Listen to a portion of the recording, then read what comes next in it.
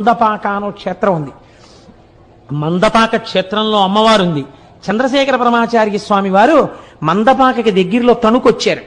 తణుకొచ్చి ఆరాధన అయిపోయిన తర్వాత పడుకున్నారు. వారు పడుకుని నిద్రపోయి మర్నాడు లేచి వెళ్ళిపోదామని అర్చకులు వచ్చి మందపాక నుంచి అడిగారు, అయ్యా ఒక్కసారి మీరు మందపాక కూడా రావలసిందే అని. వామాచారం ఉంటుందేమో అక్కడ, నాకు అనుమానం, నేను రానన్నారు.